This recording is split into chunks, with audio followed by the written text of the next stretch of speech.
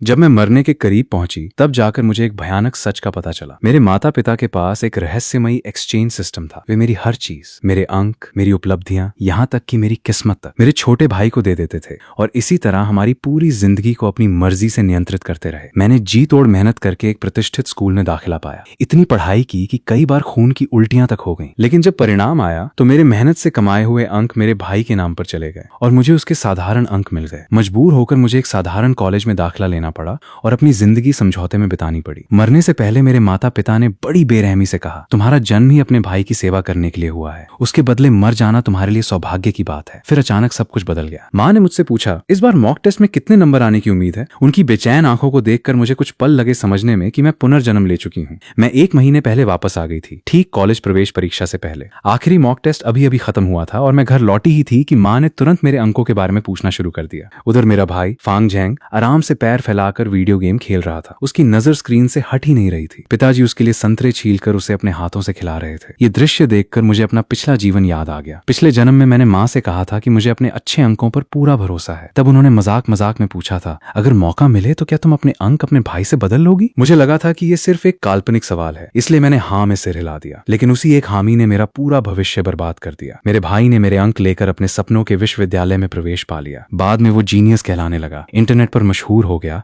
और सफलता की ऊंचाइयां छूने लगा। दूसरी तरफ मैं हार नहीं मानी। मैंने पोस्ट ग्रेजुएशन की तैयारी की, लेकिन वहां भी मेरे अच्छे अंक उससे बदल दिए गए और सारी प्रशंसा उसी को मिली। धीरे धीरे मुझे यकीन हो गया कि चाहे मैं कितनी भी मेहनत करूं, मेरे लिए कुछ नहीं बदलेगा। आखिरकार मैंने अपनी जिंदगी से उम्मीद छोड़ दी। बाद में फांग झैंग ने एक अमीर महिला से शादी कर ली। मैं इस परिवार से दूर कहीं नई जिंदगी शुरू करना चाहती थी, लेकिन मेरे माता पिता मुझे ढूंढते हुए वहां भी पहुंच गए। उन्होंने कहा, अगर तुम अपना दिल अपने भाई को दे दो तो हम फिर कभी तुम्हें परेशान नहीं करेंगे। उसके बाद तुम जैसी चाहो वैसी जिंदगी जी सकती हो। मुझे उनकी बात बेहद हास्यास्पद लगी। मुझे पता था कि सिर्फ दिल बदल देने से उसकी बीमारी ठीक नहीं होगी, इसलिए मैंने लापरवाही में हाँ कह दिया। लेकिन उसी दिन से मेरी जिंदगी की उल्टी गिनती शुरू हो गई। मेरा भाई, जो गंभीर रूप से बीमार था, अचानक स्वस्थ और ऊर्जावान हो गया, जबकि मेरी हालत बिगड़ने लगी। अब पुनर्जन्म के बाद सब कुछ फिर से उसी मोड़ पर आ चुका था। माँ ने दोबारा पूछा, अगर तुम्हें अपने अंक अपने भाई को देने का मौका मिले तो क्या तुम दोगी? मैंने शांत होकर कहा, भाई तो बहुत प्रतिभाशाली है, उसे मेरे अंकों की जरूरत ही क्या है? माँ ने जोर देकर कहा, यह सिर्फ एक कल्पना है, बस हाँ कह दो और मेरी बात मान लो। लेकिन इस बार मैं उनकी चाल समझ चुकी थी। मैंने अपने भाई से पूछा, क्या तुम मेरे साथ अंक बदलना चाहोगे? वो हंस पड़ा और घमंड से बोला, तुम्हारे जैसे बेकार अंकों का मैं क्या करूंगा? अगर तुम में काबिलियत नहीं है तो और मेहनत करो, मुझे मत घसीटो। उसकी बात सुनकर मुझे समझ आ गया कि उसे भी इस सिस्टम के बारे में कुछ नहीं पता। वो सचमुच खुद को प्रतिभाशाली और मुझे मूर्ख समझता था। मैं मुस्कुराई और बोली, जब भाई ही तैयार नहीं है तो मैं भी तैयार नहीं हूँ। आखिर ये सिर्फ एक कल्पना ही तो है। मेरी बात सुनकर माँ बुरी तरह परेशान हो गई। उन्होंने मुझे डांटना शुरू कर दिया और कहा कि मैं उनका दिल दुखा रही हूँ, लेकिन मैंने हार नहीं मानी। तब माँ ने अपने लाडले बेटे को मनाना शुरू किया। उनसे बात करते समय उनकी आवाज अचानक बेहद नरम और प्यार भरी हो गई। काफी मनाने के बाद भाई अनमने मन से तैयार हो गया। फिर माँ मेरी ओर मुड़ी और बोली, देखो तुम्हारा भाई मान गया है, अब तुम भी हाँ कह दो। लेकिन इस बार मैंने साफ इनकार कर दिया। मैंने कहा, भाई सही कह रहा है, इंसान को अपनी मेहनत पर भरोसा करना चाहिए। मैं किसी और की उपलब्धियों पर निर्भर नहीं रहना चाहती। मेरी बात सुनकर माँ ने गुस्से में मुझे थप्पड़ मार दिया, लेकिन अगले ही पल उनके चेहरे का रंग उड़ गया। उनकी आंखों में डर और घबराहट साफ दिखाई देने लगी, जैसे उन्होंने कोई ऐसी चीज देख ली हो जो हम नहीं देख सकते थे। तभी मुझे एहसास हुआ कि वो रहस्यमयी सिस्टम उन्हें चेतावनी दे रहा था, क्योंकि नियम के अनुसार किसी भी अदला बदली के लिए दोनों पक्षों की स्वीकृति जरूरी थी। अगर मालिक जबरदस्ती करता तो सिस्टम उसे दंड देता। पिछले जन्म में मैं हमेशा माँ की बात मान लेती थी, इसलिए उन्हें कभी मजबूर नहीं करना पड़ा। लेकिन इस बार मैंने ठान लिया था कि मैं देखूंगी कि उस सिस्टम की सजा आखिर होती कैसी है। मैं स्कूल पहुंची तो लगा कि शायद माँ को सिस्टम की चेतावनी के बाद कुछ समझ आ गया होगा, लेकिन अगले ही दिन पिताजी जिद करने लगे कि वे मुझे खुद स्कूल छोड़ेंगे। मैंने थोड़ी देर सोचा और फिर हाँ कह दिया। पूरे रास्ते कार में सन्नाटा छाया रहा। स्कूल के गेट पर पहुंचकर पिताजी बोले, चलो मैं तुम्हें तुम्हारी क्लास तक छोड़ देता हूँ। मैंने शांत स्वर में पूछा, अच्छा आपको पता है मेरी क्लास कहाँ है? मेरे इस सवाल पर वे तुरंत चुप हो गए। उनके पास कोई जवाब नहीं था, क्योंकि उन्होंने जिंदगी में कभी मुझे स्कूल छोड़ने की जहमत ही नहीं उठाई थी। मैं बिना कुछ कहे कार से उतर गई और सीधे स्कूल के अंदर चली गई। पिताजी पीछे पीछे आते हुए बोले, फांग युआन, चाहे तुम्हारे माता पिता कितने भी बुरे हों, हमने तुम्हें जन्म दिया, तुम्हें बड़ा किया। तुम्हारी माँ की तबीयत ठीक नहीं रहती, उसकी कोई इच्छा हो तो थोड़ा मान लिया करो। आखिर कुछ शब्द कह देने से तुम्हारा क्या बिगड़ जाएगा? मैंने ये बात न जाने कितनी बार सुन रखी थी। इस बार मैंने सीधे पूछ लिया, अगर आप लोग मुझसे इतना प्यार करते हैं तो बताइए, माँ बचपन से हर महीने मुझसे और फांग झैंग से चीजें बदलने की बात क्यों करती रही हैं? क्या सच में ऐसा कुछ बदल सकता है? पिताजी का चेहरा बदल गया। उन्होंने जल्दबाजी में कहा, बिल्कुल नहीं, तुम बेकार की बातें सोच रही हो, तुम्हारी माँ बस ज्यादा सोचती है। मैंने जवाब दिया, अगर इतना सोचना अच्छी बात नहीं है तो उन्हें डॉक्टर के पास ले जाइए, मुझसे झूठ बुलवाने की कोशिश मत कीजिए। कुछ दिनों बाद तो हद ही हो गई। माता पिता सीधे मेरी क्लास के बाहर पहुंच गए और बोले, फांग युआन घर चलो, आज तुम्हारी पसंद का खाना बनाया है। मैंने साफ मना कर दिया, जरूरत नहीं, मैंने हॉस्टल के लिए आवेदन कर दिया है, परीक्षा खत्म होने तक मैं घर नहीं लौटूंगी। माँ तुरंत भड़क उठी, तुमने हमसे पूछे बिना हॉस्टल के लिए आवेदन कैसे कर दिया? उसी समय मेरी क्लास टीचर वहां आ गई। उन्होंने मुस्कुराकर कहा, हॉस्टल में रहने से पढ़ाई पर ध्यान लगाना आसान होगा, इससे बच्चे को भी फायदा होगा और माता पिता को भी। लेकिन माँ ने तुरंत विरोध कर दिया। फिर उन्होंने मुझे एक तरफ खींचकर धीमी आवाज में कहा, अगर तुम अपने अंक अपने भाई को देने के लिए मान जाओ तो मैं तुम्हें हॉस्टल में रहने दूंगी। मैंने बिना एक पल गंवाए कहा, नहीं, बिल्कुल नहीं। ये दृश्य टीचर ने देख लिया। वे तुरंत मेरे सामने आकर खड़ी हो गईं और माँ से बहस करने लगीं। धीरे धीरे आसपास छात्रों की भीड़ जमा हो गई। सबको साफ दिखाई दे रहा था कि मेरे माता पिता मेरे साथ कैसा व्यवहार कर रहे थे। कुछ छात्रों ने तो वीडियो भी रिकॉर्ड कर लिया। क्योंकि फांग झैंग पहले से ही जीनियस स्टूडेंट के रूप में मशहूर था, इसलिए ये वीडियो बहुत तेजी से वायरल हो गया। कुछ ही घंटों में इंटरनेट पर लोग सवाल उठाने लगे, क्या फांग झैंग के अंक सच में उसके अपने हैं? ये माता पिता अपने बड़े बेटे के साथ ऐसा कैसे कर सकते हैं? इतनी पक्षपातपूर्ण परवरिश तो कभी नहीं देखी। जब फांग झैंग ने ये प्रतिक्रियाएं देखी तो उसका चेहरा गुस्से से लाल हो गया। उसने तुरंत सोशल मीडिया पर एक लंबा बयान पोस्ट किया। उसमें उसने लिखा, पहली बात, मेरे सभी अंक मेरी अपनी मेहनत का परिणाम है। दूसरी बात, अगर मेरे माता पिता अंक बदलने की बात करते हैं तो वो मेरे भाई के लिए उनके प्यार की वजह से है, न कि मेरे लिए पक्षपात की वजह से। तीसरी बात, अगर इस बार कॉलेज प्रवेश परीक्षा में मेरे अंक मेरे भाई से कम आए तो मैं परिवार की संपत्ति पर अपना अधिकार छोड़ दूंगा। उसका ये आत्मविश्वास देखकर मैं सिर्फ मुस्कुरा दी। उसे नहीं पता था कि इस बार सब कुछ बदलने वाला है। जल्द ही कॉलेज प्रवेश परीक्षा शुरू हो गई। प्रश्न पत्र बिल्कुल वैसा ही था जैसा मुझे अपने पिछले जीवन से याद था। मुझे लगभग हर उत्तर पहले से पता था, लेकिन मैंने जानबूझकर अपनी असली क्षमता नहीं दिखाई। मैंने परीक्षा वैसी ही दी जैसी फांग झैंग की वास्तविक क्षमता थी, क्योंकि मैं एक बड़ा दाव खेल रही थी। मुझे पूरा यकीन था कि माँ इस बार भी किसी न किसी तरह हमारे अंकों की अदला बदली करवाने की कोशिश करेंगी। परीक्षा खत्म होते ही स्कूल के बाहर पत्रकारों की भीड़ जमा थी। फांग झैंग सितारे की तरह सबके बीच घिरा हुआ था। एक पत्रकार ने पूछा, पेपर कठिन था? वो मुस्कुराया और बोला, मुझे नहीं पता, मैंने तो आधे घंटे में पूरा कर लिया था। फिर कैमरा मेरी तरफ घुमा दिया गया। और आपको कैसा लगा? मैंने शांत स्वर में कहा, पेपर मुश्किल नहीं था, सब कुछ मेरी उम्मीद के अनुसार था। मेरी बात सुनकर आसपास खड़े लोग हंसने लगे। उन्हें लगा कि मैं अपनी औकात से बढ़कर बातें कर रही हूँ। दूर खड़ी माँ भी राहत की सांस लेते हुए मुस्कुरा रही थी। फिर आया परिणाम घोषित होने का दिन। मेरे माता पिता ने तो बाकायदा लाइव स्ट्रीम शुरू कर दी। परिणाम आने से पहले ही माँ गर्व से दर्शकों को बता रही थी, फांग झैंग के आखिरी मॉक टेस्ट में 706 अंक आए थे। इस बार का पेपर उससे आसान था, इसलिए उसके अंक और भी ज्यादा आने की संभावना है। किसी ने पूछा, और बड़े बेटे का क्या? माँ हंसकर बोली, उसके बारे में क्या बताना, पढ़ाई में वो कभी अच्छा नहीं रहा। मॉक टेस्ट में सिर्फ 321 अंक आए थे। फिर उन्होंने कैमरे की ओर देखकर कहा, इंटरनेट पर लोग हमें पक्षपाती कहते हैं, लेकिन ऐसा बिल्कुल नहीं है। हम दोनों बच्चों के साथ बराबरी का व्यवहार करते हैं। इतना कहकर उन्होंने एक और घोषणा कर दी, अगर इस बार बड़ा बेटा विश्वविद्यालय की न्यूनतम कट ऑफ भी पार कर लेता है तो हम उसे एक घर इनाम में देंगे, जहां चाहे जैसा चाहे चुन सकता है। ये कहते हुए माँ ने पिताजी को हल्का सा कोहनी मारी और दोनों की आंखों में एक अजीब सी उम्मीद चमक उठी, क्योंकि उन्हें पूरा भरोसा था कि इस बार भी सब कुछ उनकी योजना के अनुसार होगा। जैसे ही रिजल्ट देखने का समय आया, मेरे माता पिता बेहद उत्साहित हो गए। उनके चेहरों पर ऐसा आत्मविश्वास था मानो सब कुछ पहले से तय हो। माँ बोली, पहले बड़े बेटे का रिजल्ट देखते हैं कम से कम पासिंग मार्क्स तक पहुंचा है या नहीं। स्क्रीन पर नंबर दिखाई दिया, 321 अंक, बिल्कुल वही अंक जो मेरे पिछले जन्म में आए थे। माँ और पिताजी ने एक दूसरे की तरफ देखा और हल्की मुस्कान दी। उन्हें यकीन था कि सिस्टम ने हमेशा की तरह अंक बदल दिए हैं। अब बारी थी फांग झैंग की। माँ ने स्क्रीन को हाथ से ढक लिया ताकि लोग पूरा नंबर न देख सकें। स्क्रीन पर केवल आखिरी शून्य दिखाई दे रहा था। बस इतना देखकर ही दोनों खुशी से खिल उठे। क्या बात है, शायद फुल मार्क्स आए हैं। लेकिन अगले ही पल माँ ने हाथ हटाया। स्क्रीन पर ठंडे अक्षरों में लिखा था 320 अंक। पूरा माहौल एकदम शांत हो गया। माता पिता के चेहरों की मुस्कान वहीं जम गई। उधर लाइव स्ट्रीम की टिप्पणियां फट पड़ी। अरे यही है वो भविष्य का टॉपर, एक अंक से हार गया, अब तो विरासत भी गई, अभी तक बहुत घमंड था, अब क्या हुआ? लाखों लोगों के सामने फांग झैंग का बनाया हुआ झूठा जीनियस वाला चेहरा टूट चुका था। माँ को इस नतीजे पर यकीन ही नहीं हुआ। वे बार बार रोल नंबर डालकर जांचती रहीं, लेकिन हर बार वही परिणाम सामने आया, 320 अंक। फांग झैंग घबरा गया। वो खुद कंप्यूटर के सामने आ बैठा और रिजल्ट देखने लगा। जब उसे सच्चाई समझ आई तो वो बुरी तरह बौखला गया। मैंने उसकी तरफ देखकर पूछा, गणित के पहले बहुविकल्पीय प्रश्न का उत्तर क्या चुना था? वो चौंक गया। परीक्षा खत्म हुए इतना समय हो गया, कौन याद रखता है? मैं मुस्कुराई, लेकिन तुम तो कहते थे कि एक बार देखकर सब याद हो जाता है। मैंने तुम्हारी पुरानी उत्तर पुस्तिकाएं देखी हैं, तुम्हारी बुनियाद हमेशा कमजोर रही है। पहले सवाल में गलती करना तुम्हारी आदत है। उसका चेहरा उतर गया। मैंने एक और सवाल पूछा, निबंध का विषय क्या था? इस बार भी वो जवाब नहीं दे पाया। लाइव स्ट्रीम में लोग तुरंत समझ गए कि कुछ गड़बड़ है। जिसे अपनी ही परीक्षा याद नहीं, वो खुद को जीनियस कहता था। बड़ा भाई तो सब याद रखता है, लेकिन ये कुछ नहीं बता पा रहा। लगता है इंटरनेट का नकली प्रतिभाशाली पकड़ा गया। फांग झैंग शर्म और गुस्से से पागल हो उठा। वो चिल्लाने लगा कि शिक्षा विभाग जाकर दोबारा जांच कराएगा। माता पिता ने जल्दी से लाइव स्ट्रीम बंद कर दी और फिर मेरा हिसाब लेने लगे। माँ चीखी, तुम्हारे सिर्फ 321 अंक कैसे आए? तुम तो हमेशा अच्छे नंबर लाते थे। मैंने शांत स्वर में कहा, मेरे तो हमेशा यही अंक आते थे। असली असामान्य प्रदर्शन तो फांग झैंग का था।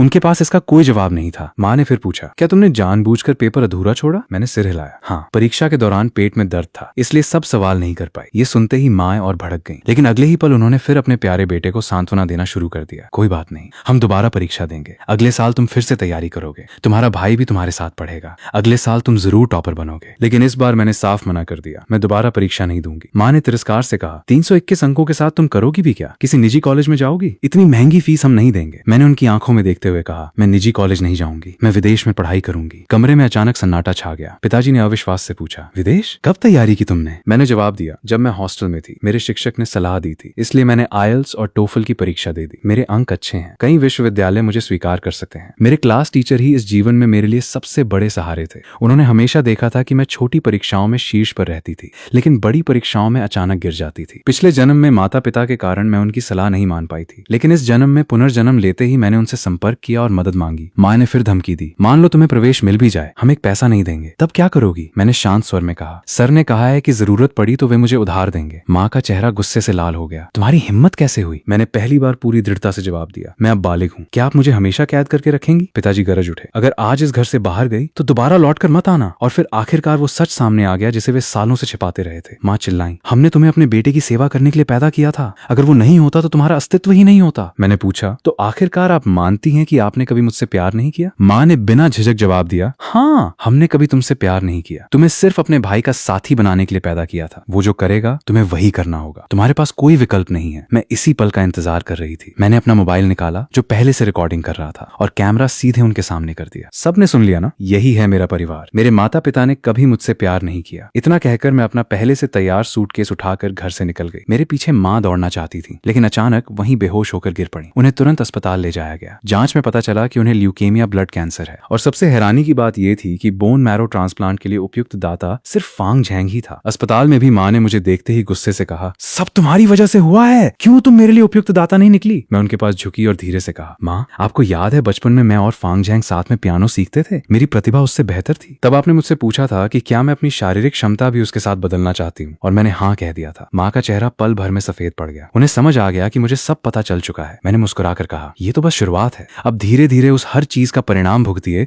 जो आपने वर्षों तक की है। उसके बाद मैं विदेश चली गई, लेकिन मुझे अपने शिक्षक से पैसे उधार लेने की जरूरत नहीं पड़ी। उस वायरल लाइव स्ट्रीम के कारण मेरे सोशल मीडिया पर 10 लाख से अधिक फॉलोअर्स हो गए थे। मैंने अपने पिछले जीवन की यादों और अनुभवों का उपयोग करके एक ट्रैवल चैनल शुरू किया। मैं पढ़ाई भी करती थी और दुनिया भर की यात्राओं के वीडियो भी बनाती थी। लोग मेरी कहानी जानते थे, इसलिए हर लाइव स्ट्रीम में मुझे भरपूर समर्थन मिलता था। 4 साल बाद मैंने अपनी मेहनत के दम पर विश्वविद्यालय से स्नातक की डिग्री हासिल कर ली। मुझे कई छात्रवृत्तियां भी मिली। धीरे धीरे मैं एक प्रसिद्ध ट्रैवल ब्लॉगर बन गई और अपने दोस्तों के साथ मिलकर अंतर्राष्ट्रीय टूर आयोजित करने वाली एक छोटी कंपनी भी शुरू कर दी। अब मेरी जिंदगी आखिरकार मेरी अपनी थी, किसी और की परछाई नहीं, किसी और की बलि नहीं। कई साल बीत गए। विदेश में मेरी पढ़ाई पूरी हो चुकी थी, मेरा ट्रैवल चैनल सफल हो गया था और दोस्तों के साथ मिलकर शुरू की गई टूर कंपनी भी तेजी से बढ़ रही थी। मेरी जिंदगी पहले से कहीं बेहतर थी। लेकिन एक दिन हमारी कंपनी में एक अजीब बुकिंग आई। क्लाइंट की सिर्फ एक शर्त थी, टूर गाइड मैं ही रहूं। मैंने नामों की सूची देखी और तुरंत समझ गई कि ये कौन है, मेरे पिता। इतने साल बीत जाने के बाद भी वे मेरा पीछा नहीं छोड़ रहे थे। मैंने बुकिंग ठुकरा दी, लेकिन वे बार बार अनुरोध भेजते रहे। महीनों तक लगातार वही आग्रह आता रहा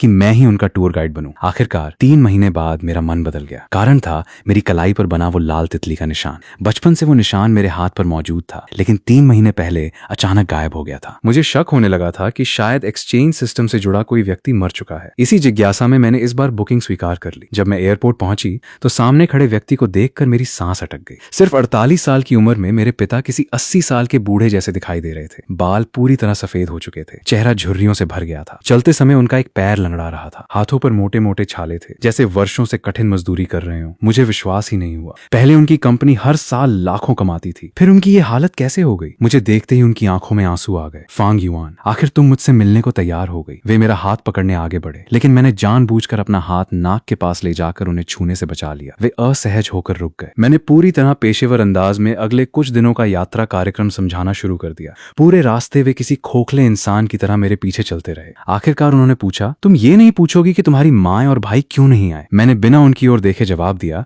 अगर बताना है तो बताइए, पूछने की मुझे कोई इच्छा नहीं। कुछ देर चुप रहने के बाद उन्होंने कहा, फांग युआन, पहले हमसे बहुत गलतियां हुई, हमने तुम्हें बहुत दुख दिया। मैंने शांत स्वर में कहा, मुझे पता है, और इसी कारण मैं आप लोगों से दूर चली गई। मैं आपको कभी माफ नहीं करूंगी। मेरी बात सुनते ही उनका चेहरा उतर गया। फिर वे धीमी आवाज में बोले, उस साल तुम्हारे भाई ने तुम्हारी माँ को बोन मैरो देने से इनकार कर दिया था। बहुत दबाव डालने के बाद वो मान गया, लेकिन तुम्हारी माँ सिर्फ कुछ साल ही और जी पाई। पिछले महीने उनकी मृत्यु हो गई। मैं चुप रही। उन्होंने आगे कहा, मरने से पहले वो तुमसे मिलना चाहती थी और तुम्हें माफी कहना चाहती थी। मैं हल्का सा हंसी। मुझे विश्वास नहीं होता कि माँ ऐसा कह सकती हैं। पिता ने सिर झुका लिया। सच है, उन्होंने सीधे माफी नहीं मांगी, लेकिन उन्हें पछतावा था कि उन्होंने तुम्हारी हर चीज तुम्हारे भाई को दे दी। मैंने कोई जवाब नहीं दिया। तभी अचानक उनका असली उद्देश्य सामने आ गया। उन्होंने कहा, अब तुम्हारी माँ नहीं रही, तुम्हारा भाई भी नहीं है, मैं अभी भी तुम्हारा पिता हूँ। तुम्हारा फर्ज बनता है कि मेरी देखभाल करो। बस यही उनका असली मकसद था। न पछतावा, न प्रेम, न प्रायश्चित, सिर्फ स्वार्थ। मैंने उनका हाथ झटक दिया और बिना पीछे देखे वहां से चली गई। बाद में एक पुराने सहपाठी से मुझे पूरे परिवार का असली हाल पता चला। फांग झैंग ने सचमुच बोन मैरो दान करने से इनकार कर दिया था, लेकिन पिता ने उसे मजबूर किया। दान के बाद वो खुद को कमजोर महसूस करने लगा और पहले से भी ज्यादा स्वार्थी हो गया। उसने कॉलेज जाने से इनकार कर दिया और इंटरनेट स्ट्रीमर बनने की जिद करने लगा। माता पिता ने हमेशा की तरह उसका साथ दिया, लेकिन इंटरनेट लोग सब जानते थे। जैसे ही वो लाइव आता, लोग उसे ट्रोल करने लगते। वो आलोचना सहन नहीं कर पाता था।